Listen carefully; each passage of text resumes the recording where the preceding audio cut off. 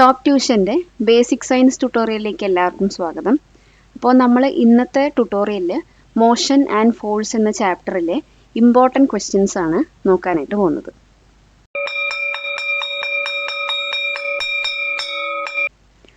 Question: why are airplanes and boats made in a special shape? അപ്പോൾ നിങ്ങൾ കണ്ടിട്ടുണ്ടാവും എയർപ്ലെയിൻ്റെയും അതുപോലെ തന്നെ ഷിപ്പിൻ്റെയൊക്കെ ഷേപ്പ്.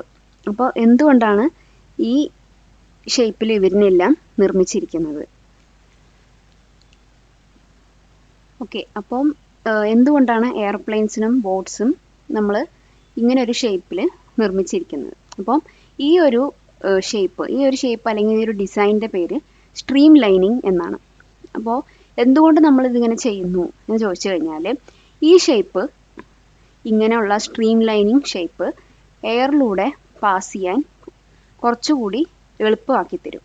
എയറിലൂടെ മാത്രമല്ല, വെള്ളത്തിലൂടെയും കൂടെ. അപ്പോൾ എയറിലും വെള്ളത്തിലൂടെയും എങ്ങനെയാണ് ഈ ഒരു ഷേപ്പ് ഹെൽപ്പ് ചെയ്യുന്നത് വെച്ചാൽ, ഫ്രിക്ഷൻ റെഡ്യൂസ് ചെയ്തുകൊണ്ടായിരിക്കും ഇവർ ബോട്ട്സ് അല്ലെങ്കിൽ എയറോപ്ലെയിൻ പോലുള്ള വെഹിക്കിൾസിനൊക്കെ എയറിലും വാട്ടറിലൂടെയും സഞ്ചരിക്കാനായിട്ട് ഈ ഷേപ്പ് ഹെൽപ്പ് ചെയ്യുന്നത്. ഓക്കെ, അപ്പം ഇത് കൂടുതൽ ഫാസ്റ്റർ വേയിലും അതുപോലെ തന്നെ കൂടുതൽ എഫിഷ്യൻ്റ്ലിയും നമുക്ക് ഇതിലൂടെ ട്രാവൽ ചെയ്യാനായിട്ട് പറ്റും. സോ അതുകൊണ്ടാണ് എയറോപ്ലെയിൻസ് അതുപോലെ തന്നെ ഷിപ്സിനെല്ലാം ഈ സ്ട്രീം ലൈനിങ് ഡിസൈൻ കൊടുത്തിരിക്കുന്നത്. Question: what is motion? Okay, അപ്പോൾ മോഷൻ എന്ന് പറയുന്നത് ഒരു ഒബ്ജക്റ്റിൻ്റെ പൊസിഷനിൽ വരുന്ന മാറ്റങ്ങൾ. അപ്പം അത് സറൗണ്ടിങ്സ് കാരണം ഉണ്ടാവുന്നതായിരിക്കാം. അപ്പം ഒരു ഒബ്ജക്റ്റ് ഒരു പ്ലേസിൽ നിന്ന് മറ്റൊരു പ്ലേസിലേക്ക് മൂവ് ചെയ്യുകയെന്നുണ്ടെങ്കിൽ അതിന് നമ്മൾ എന്താ പറയുക, ആ ഒബ്ജക്റ്റ് മോഷനിലാണ് എന്ന് നമുക്ക് പറയാനായിട്ട് പറ്റും. Question: what is A reference object? അപ്പോൾ ഒരു റെഫറൻസ് ഒബ്ജക്റ്റ് എന്ന് പറഞ്ഞു കഴിഞ്ഞാൽ സ്റ്റേഷനറി ഒബ്ജക്റ്റ് ആണ്, അല്ലെങ്കിൽ ഒരു പോയിന്റ്. ഇപ്പോൾ ഈ സ്റ്റേഷനറി ഒബ്ജക്റ്റ് എന്തിനാണ്, അല്ലെങ്കിൽ ഈ റെഫറൻസ് ഒബ്ജക്റ്റ് എന്തിനാണ് യൂസ് ചെയ്യുന്നതെന്ന് വെച്ചാൽ, വേറൊരു ഒബ്ജക്റ്റിൻ്റെ മോഷൻ സ്റ്റേറ്റ്, അത് റെസ്റ്റിലാണോ അതോ അത് മൂവിങ് ആണോ എന്നുള്ള കണ്ടീഷൻ ഡിറ്റർമിൻ ചെയ്യാനാണ് നമ്മൾ ഈ റെഫറൻസ് ഒബ്ജക്റ്റ് എന്ന് പറയുന്ന കൺസെപ്റ്റ് പറയുന്നത്. ഓക്കെ, ഈ എക്സാമ്പിൾ നമുക്ക് മനസ്സിലാവും. അതായത് ഇപ്പം നമ്മൾ ഒരു റോഡ്, ആ റോഡിൻ്റെ അടുത്ത് ഒരു ട്രീ ഉണ്ടെന്ന് വിചാരിക്കുക. അപ്പോൾ ആ ഒരു കാർ പാസ് ചെയ്തു പോയി എന്ന് നമുക്ക് മനസ്സിലാക്കാൻ ഈ മരം അല്ലെങ്കിൽ ഈ ഒരു റെഫറൻസ് ഒബ്ജക്റ്റ് വെച്ചിട്ട് നമുക്ക് മനസ്സിലാക്കിയെടുക്കാൻ പറ്റും. അപ്പോൾ നമ്മൾ ഒരു സാധനം പാസ് ചെയ്ത് പോയി എന്നുള്ളതിന് എങ്ങനെ പറയും? ആ മരത്തിൽ നിന്ന് ജസ്റ്റ് ഒന്ന് മൂവായിപ്പോയി, ആ മരം കടന്നു. അങ്ങനെയാണല്ലോ നമ്മൾ ഒരു സ്ഥലത്ത് നിന്ന് മറ്റൊരു സ്ഥലത്തേക്ക് എത്തി എന്ന് നമ്മൾ പറയാറ്. ഒരു റെഫറൻസ് വെച്ചിട്ടായിരിക്കും നമ്മൾ പറയുണ്ടാവുക. അപ്പോൾ അത് തന്നെയാണ് ഇവിടുത്തെ റെഫറൻസ് ഒബ്ജക്റ്റ് എന്ന് പറയുന്നത്. ഓക്കെ, അപ്പോൾ അതൊരു സ്റ്റേഷനറി ഒബ്ജക്റ്റ് ആണ്. മറ്റൊരു ഒബ്ജക്റ്റിൻ്റെ സ്റ്റേറ്റ് ഓഫ് മോഷൻ അല്ലെങ്കിൽ അത് എന്തും സ്റ്റേറ്റ് ഓഫ് മോഷനിലാണുള്ളത് എന്ന് പറയാൻ വേണ്ടിയിട്ടാണ് നമ്മൾ റെഫറൻസ് ഒബ്ജക്റ്റ് യൂസ് ചെയ്യുന്നത്. Question: explain with an example that motion and rest are relative. അപ്പോൾ motion and rest are relative explain ചെയ്യാനാണ് പറഞ്ഞിരിക്കുന്നത്.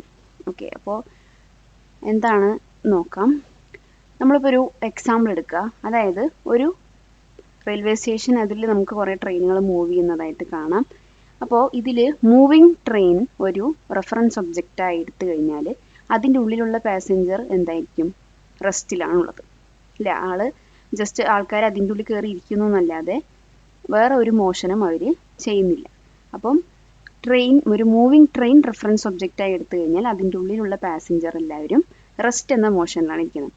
പക്ഷേ ഒരു പാസഞ്ചർ, അതായത് പ്ലാറ്റ്ഫോമിൽ നിൽക്കുന്ന പാസഞ്ചറിനെ നമ്മൾ റെഫറൻസ് ഒബ്ജക്റ്റായിട്ട് എടുത്തു കഴിഞ്ഞാൽ ഈ ട്രെയിനിൻ്റെ ഉള്ളിലുള്ള ഇരിക്കുന്ന പാസഞ്ചർ എന്തായിരിക്കും?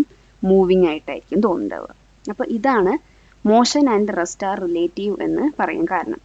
അതായത് നമ്മൾ ഒരു ഒബ്ജക്റ്റിൻ്റെ മോഷൻ അല്ലെങ്കിൽ അതിൻ്റെ റെസ്റ്റ് പൊസിഷൻ, അതിൻ്റെ ആ ഒരു സ്റ്റേറ്റ് ചൂസ് ചെയ്യുന്നത് റെഫറൻസ് ഒബ്ജക്റ്റ് വെച്ചിട്ടാണ്. ഇപ്പം നമ്മൾ മൂവ് ചെയ്ത ട്രെയിനിനെ റെഫറൻസ് ആക്കി എടുത്തപ്പോൾ അതിൻ്റെ ഉള്ളിലുള്ള ആൾ റെസ്റ്റ് ആണെന്ന് പറഞ്ഞു.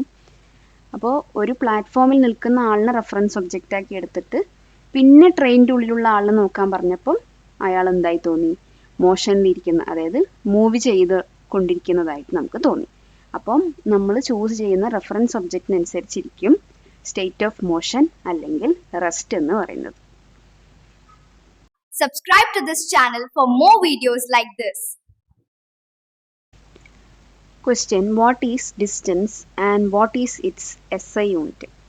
അപ്പം എന്താണ് ഡിസ്റ്റൻസ് എന്ന് പറയുന്നത്? ഡിസ്റ്റൻസ് എന്ന് പറയുന്നത് ഒരു ഒബ്ജക്റ്റ് കവർ ചെയ്ത ഈ ടോട്ടൽ പാത്തിനെയാണ് നമ്മൾ ഡിസ്റ്റൻസ് എന്ന് പറയുന്നത്. ഓക്കെ, ഇപ്പോൾ ഇവിടെ നോക്കുകയാണെന്നുണ്ടെങ്കിൽ ഇയാൾ ഈ സൈക്കിളും വെച്ചിട്ട് ഈ പാത്തിലൂടെ പോവാണ്. അപ്പോൾ ഈ ടോട്ടൽ ലെങ്ത് എത്രയാണ്? 3+4 മൊത്തം 7 മീറ്റർ ആണ്. അപ്പോൾ ഇതാണ് ഈ പറയുന്ന ഒബ്ജക്റ്റിൻ്റെ ഡിസ്റ്റൻസ് എന്ന് പറയുന്നത്. ഓക്കെ, ട്രാവൽ ചെയ്ത ഡിസ്റ്റൻസ് എന്ന് പറയുന്നത്. ഓക്കെ, ഇനി SI യൂണിറ്റ്. SI യൂണിറ്റ് എന്ന് പറയുന്നത് സ്റ്റാൻഡേർഡ് ഇൻ്റർനാഷണൽ യൂണിറ്റ് ആണ്. അപ്പോൾ ഡിസ്റ്റൻസിൻ്റെ SI യൂണിറ്റ് എന്ന് പറയുന്നത് മീറ്റർ ആണ്. Question: what is an odometer? അപ്പോൾ ഇതാണ് ഓഡോമീറ്റർ എന്ന് പറയുന്നത്. ഇത് നിങ്ങളെല്ലാവരും കണ്ടിട്ടുണ്ടാവും. ഇത് നമ്മുടെ കാറിലും മോട്ടോർ സൈക്കിൾസിലും എല്ലാം ഉള്ളൊരു ഇൻസ്ട്രുമെൻ്റ് ആണ് ഓഡോമീറ്റർ എന്ന് പറയുന്നത്. അതായത് ആ വെഹിക്കിൾ എത്ര ഡിസ്റ്റൻസ് ട്രാവൽ ചെയ്തു എന്ന് കാണിക്കുന്ന ഒരു ഇൻസ്ട്രുമെൻ്റ് ആണ് odometer. Next question: define speed. What is it's formula? അപ്പം സ്പീഡ് എന്താണ് അതിൻ്റെ ഫോർമുല? അപ്പോൾ ഒരു സ്പീഡ് എന്ന് പറഞ്ഞാൽ ഒബ്ജക്റ്റ് ഒരു പർട്ടിക്കുലർ യൂണിറ്റ് ഓഫ് ടൈമിൽ എത്ര ഡിസ്റ്റൻസ് ആണ് ട്രാവൽ ചെയ്യുന്നത്. അപ്പം ഇതിൽ നിന്ന് നമുക്ക് മനസ്സിലാക്കാൻ പറ്റും എത്ര ഫാസ്റ്റിൽ ആ ഒബ്ജക്റ്റിന് മൂവ് ചെയ്യാൻ പറ്റും എന്നുള്ളത്. ഇപ്പോൾ ഈ പിക്ചറിൽ നോക്കുകയാണെന്നുണ്ടെങ്കിൽ ഈ കാറിൻ്റെ സ്പീഡ് എത്രയാണ്? 20 മീറ്റർ/സെക്കൻഡ് എന്നാണ് കൊടുത്തിരിക്കുന്നത്. അതായത് ഒരു സെക്കൻഡിൽ ഏകദേശം 20 മീറ്റർ ആണ് ഈ കാറ് ട്രാവൽ ചെയ്യാനായിട്ട് പറ്റുന്നത്. ഓക്കെ, സോ ഇതാണ് സ്പീഡ് എന്ന് പറയുന്നത്. Question: what is the SI unit of speed? In what other unit is it commonly expressed? അപ്പോൾ സ്പീഡിൻ്റെ SI യൂണിറ്റ് എന്താണ്? വേറെ ഏതൊക്കെ രീതിയിൽ നമുക്ക് എക്സ്പ്രസ് ചെയ്യാനായിട്ട് പറ്റും ഈ സ്പീഡിനെ? അപ്പോൾ സ്പീഡിൻ്റെ SI യൂണിറ്റ് എന്ന് പറയുന്നത് മീറ്റർ/സെക്കൻഡ് തന്നെയാണ്. ഇനി വെഹിക്കിൾസിൻ്റെ സ്പീഡ്, അതായത് കാർ, ബസ് അങ്ങനെയുള്ള വെഹിക്കിൾസിൻ്റെ സ്പീഡെല്ലാം നമ്മൾ km/h എന്നാണ് എക്സ്പ്രസ് ചെയ്യുന്നത്. Question: what is A speedometer? അപ്പോൾ സ്പീഡോമീറ്റർ എന്ന് പറഞ്ഞാൽ എന്താണ്? നമ്മൾ നേരത്തെ ഓഡോമീറ്റർ എന്താന്ന് പറഞ്ഞു. ഇനി ഇതേപോലെ തന്നെ കാർസിലും മോട്ടോർ സൈക്കിൾസിലും ഉള്ള സാധനമാണ് സ്പീഡോമീറ്റർ. അപ്പോൾ ഈ സ്പീഡോമീറ്റർ എന്താ കാണിക്കുക? ആ വെഹിക്കിൾ എത്ര സ്പീഡിലാണ് ഇപ്പോൾ പോയിക്കൊണ്ടിരിക്കുന്നത്. അപ്പോൾ ഇത് യൂഷ്വലി കാണിക്കുന്നത് km/h എന്ന രീതിയിലാണ്. സോ ഇതാണ് സ്പീഡോമീറ്റർ എന്ന് പറയുന്നത്. ഓഡോമീറ്റർ എന്ന് പറയുന്നത് എത്ര ഡിസ്റ്റൻസ് നമ്മൾ ടോട്ടലി ട്രാവൽ ചെയ്തു എന്നുള്ളതും, സ്പീഡോമീറ്റർ എന്ന് പറഞ്ഞാൽ എത്ര സ്പീഡിലാണ് ഈ വെഹിക്കിൾ ഇപ്പോൾ കറൻ്റ്ലി മൂവ് ചെയ്തുകൊണ്ടിരിക്കുന്നത്. Question: what is the difference between uniform speed and non uniform speed?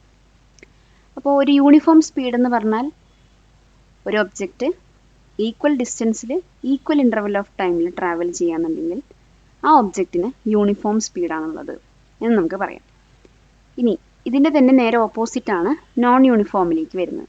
ഒരു ഒബ്ജക്റ്റ് അൺഈക്വൽ ഡിസ്റ്റൻസിൽ ഈക്വൽ ഇൻ്റർവെൽസ് ഓഫ് ടൈമിൽ ട്രാവൽ ചെയ്യാന്നുണ്ടെങ്കിൽ അതിന് നമ്മൾ ആ ഒബ്ജക്റ്റിന് നോൺ യൂണിഫോം ആയിട്ടുള്ള സ്പീഡാണുള്ളത് എന്ന് നമുക്ക് പറയാം. ഇപ്പോൾ ഫോർ എക്സാമ്പിൾ ഒരു ഫാൻ കോൺസ്റ്റൻറ്റ് സ്പീഡിൽ കറങ്ങിക്കൊണ്ടിരിക്കുന്നതാണ് യൂണിഫോം സ്പീഡിൻ്റെ ഒരു എക്സാമ്പിൾ.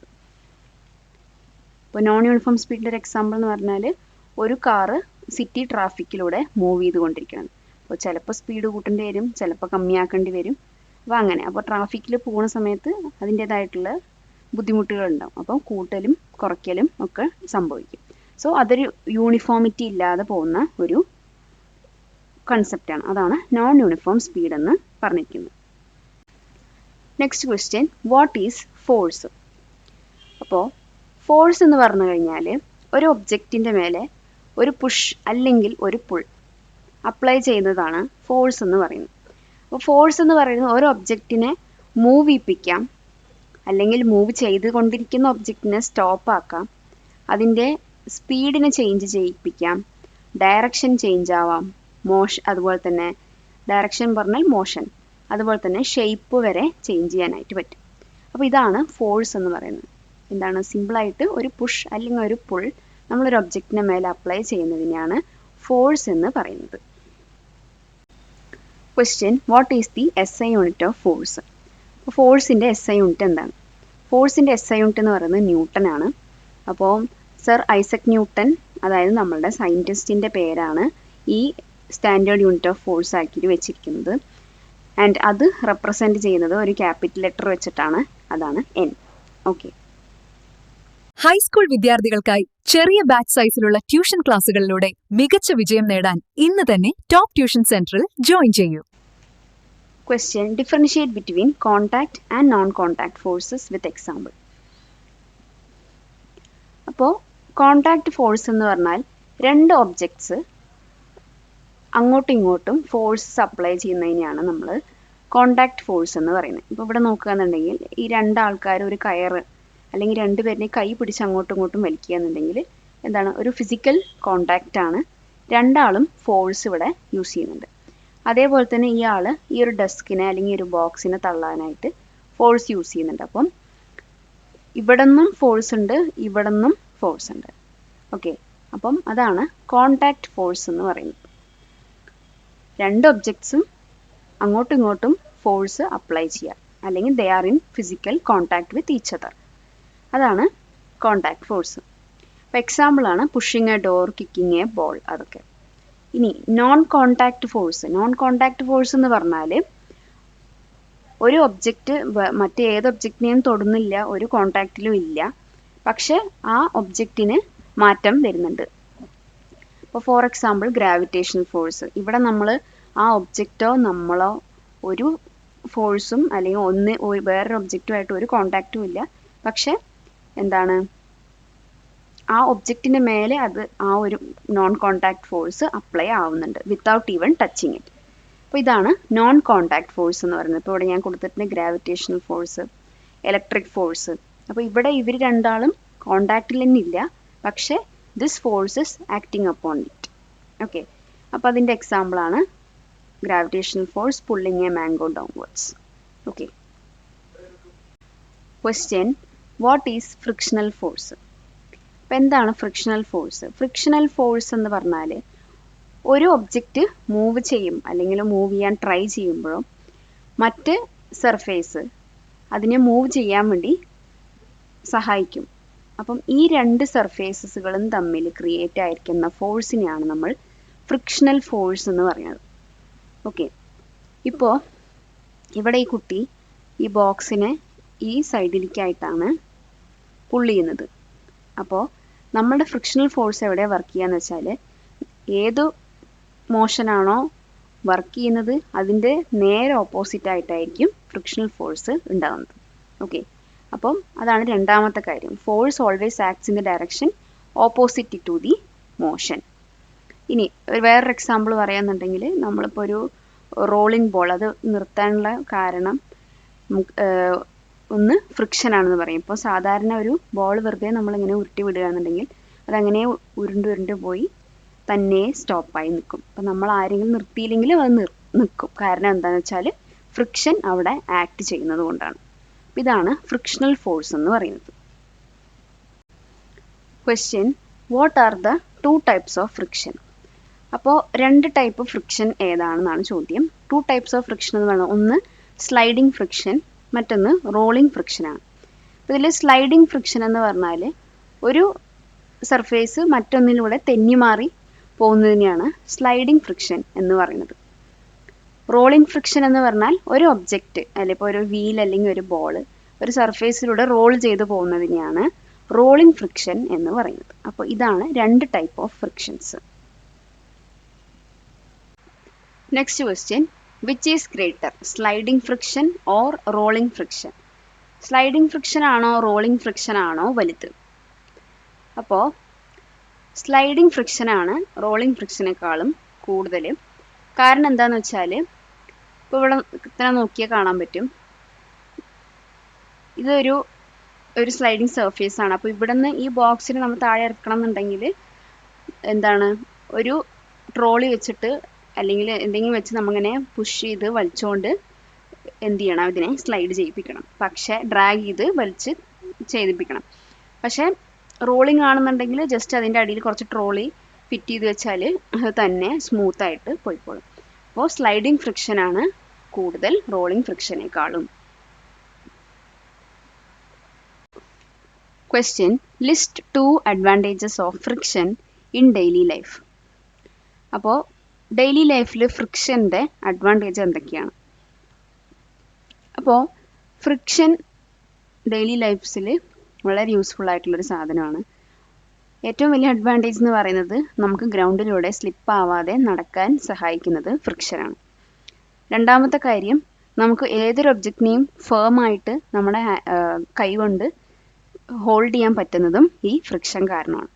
അപ്പോൾ ഇത് ബേസിക്കായിട്ട് ഡെയിലി ഇതിന് വേണ്ട കാര്യങ്ങളാണ്. അപ്പം ഇതാണ് മെയിൻ അഡ്വാൻറ്റേജ് ഫ്രിക്ഷൻ്റെ. Question list 2 disadvantage of friction. അപ്പോൾ നമ്മൾ നേരത്തെ അഡ്വാൻറ്റേജ് പഠിച്ചു, ഇനി ഡിസഡ്വാൻറ്റേജുകൾ എന്തൊക്കെയാണെന്ന് നോക്കാം. എന്തൊക്കെയായിരിക്കും ഡിസഡ്വാൻറ്റേജ് എന്ന് പറഞ്ഞാൽ, നമ്മളിപ്പം ഷൂ ഇട്ടിട്ട് അല്ലെങ്കിൽ ചെരുപ്പ് ഇട്ടിട്ട് പോകുന്നുണ്ട്. അപ്പോൾ അത് കുറേ ആകുമ്പോൾ തേഞ്ഞ് പോവും.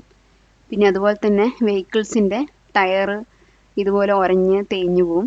അപ്പോൾ ഇതെല്ലാം ഈ വെയർ ആൻഡ് ടയർ എല്ലാം ഉണ്ടാകുന്നത് എന്താണ്? ഫ്രിക്ഷൻ കാരണമാണ്. അപ്പോൾ അതൊരു ഡിസഡ്വാൻറ്റേജ് ആണ്. വേറൊരു ഡിസഡ്വാൻറ്റേജ് എന്ന് പറയുന്നത് മെഷീൻസും അതിൽ moving parts of the machines. അപ്പോൾ അവർ ഒരുപാട് ഹീറ്റും എനർജിയൊക്കെ വേസ്റ്റായി കളയുകയും ചെയ്യും. അപ്പോൾ അതാണ് രണ്ടാമത്തെ disadvantage. Subscribe to this channel for more videos like this.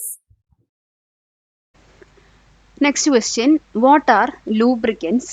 Give an example. അപ്പോൾ എന്താണ് ലൂബ്രിക്കൻസ് എന്ന് പറയുന്നത്?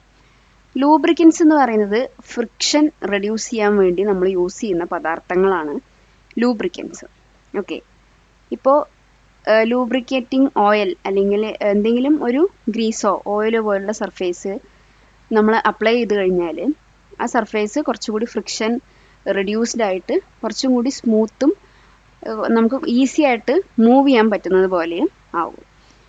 അപ്പോൾ നേരത്തെ പറഞ്ഞ പോലെ തന്നെ കോമൺ ആയിട്ട് നമ്മൾ ഉപയോഗിക്കുന്ന ലൂബ്രിക്കൻസ് ആണ് ഓയിൽ, ഗ്രീസ്. അപ്പോൾ നിങ്ങൾ ചിലപ്പോൾ കണ്ടിട്ടുണ്ടാവും തയ്യൽ മെഷീനുകളിൽ കുറച്ചുകൂടി നല്ല രീതിക്ക് മെഷീൻ റൺ ആവാൻ വേണ്ടി നമ്മൾ ഓയിലും ഗ്രീസും ഒഴിച്ചു കൊടുക്കുന്നത്. അപ്പോൾ ഇതൊക്കെയാണ് ലൂബ്രിക്കൻസ്. അപ്പം എന്തിനാന്ന് വെച്ചാൽ ആ ഫ്രിക്ഷൻ കുറവാക്കാൻ വേണ്ടിയിട്ടാണ് നമ്മളങ്ങനെ ചെയ്യുന്നത്. Question, what is graphite and where is it used? അപ്പോൾ ഗ്രാഫൈറ്റ് എന്ന് പറയുന്നതാണ്, ഗ്രാഫൈറ്റ് നമ്മൾ ഓയിൽ ഗ്രീസ് ഉപയോഗിക്കുന്ന പോലെ തന്നെ യൂസ് ചെയ്യുന്ന ഒരു സോളിഡ് ആയിട്ടുള്ള ലൂബ്രിക്കൻ്റ് ആണ്.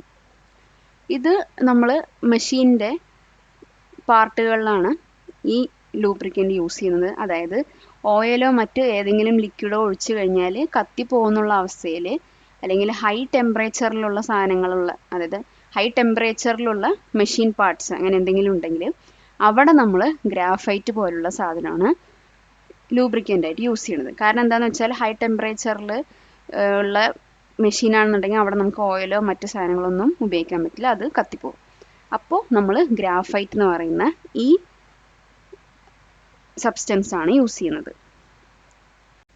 Question, what are ball bearings and why are they used?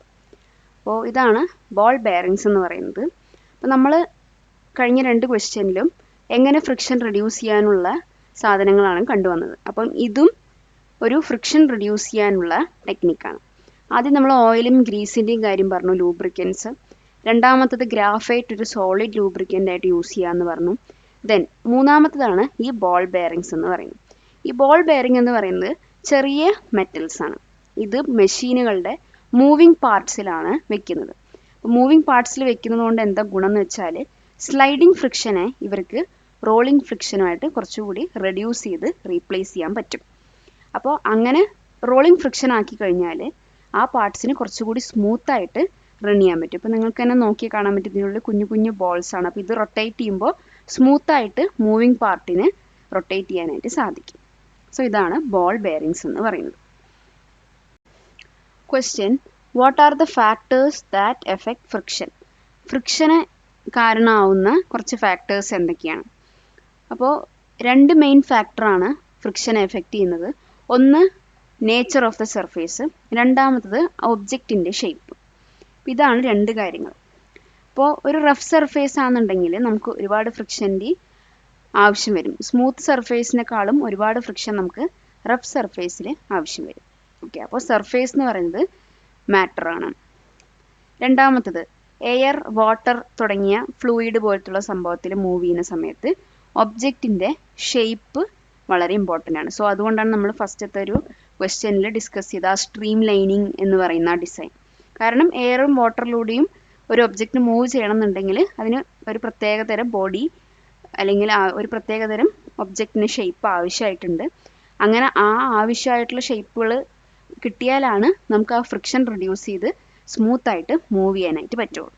അപ്പോൾ ഫ്രിക്ഷൻ്റെ മെയിൻ ഫാക്ടർ എന്ന് പറയുന്നത് ഒന്ന് സർഫേസിൻ്റെ നേച്ചർ, രണ്ടാമത്തത് ഒബ്ജക്റ്റിൻ്റെ ഷേപ്പും. അടുത്തതായിട്ട് നമ്മൾ മോഷൻ ആൻഡ് ഫോഴ്സ് എന്ന ഈ ചാപ്റ്ററിലെ വൺ വേർഡ് ക്വസ്റ്റ്യൻസ് ആണ് ഡിസ്കസ് ചെയ്യുന്നത്. Question: the SI unit of distance is dash. Answer: metre. Next question: the device used to measure the distance travelled by a vehicle is the dash. Odometer. Speed is the distance travelled by an object in unit dash. Time. The device that shows the speed of a vehicle is the dash. Answer: speedometer. If an object travels equal distances in equal intervals of time, it is said to have a dash speed. Answer: uniform speed. A push or a pull on an object is called a dash. Answer: force. The SI unit of force is the dash. Answer: Newton. Question: the force of gravity is example of a dash force. Answer: non-contact force. Question: force that opposes motion between two surfaces is called dash force. Answer: frictional force. Question: friction is greater than dash friction is greater than rolling friction. Answer: sliding friction. The force experienced when objects are in direct contact is called dash force. Answer: contact.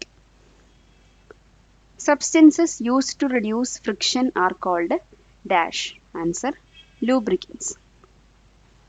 Dash is a solid lubricant used in machines at high temperatures.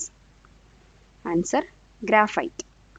Question: the special shape given to objects like airplanes to reduce friction is called dash. Answer: streamlining. An object that is not changing its position is considered to be dash. Answer: stationary. Question: the object taken to determine the state of motion or rest is called the dash object. Answer: reference. The speed of vehicles is usually expressed in dash. Answer: kilometer per hour. Question: friction helps us to dash on the ground without slipping. Answer: walk. Question: friction causes dash and tear in machine parts. Answer: wear and tear. Question: using ball bearings reduces friction by changing sliding friction to dash friction. Answer: rolling friction. Palakkad നിവാസികളെ ഞങ്ങളുടെ class room ട്യൂഷനിലേക്ക് സ്വാഗതം ചെയ്യുന്നു. മറ്റൊരു വീഡിയോയുമായി വീണ്ടും കാണാം.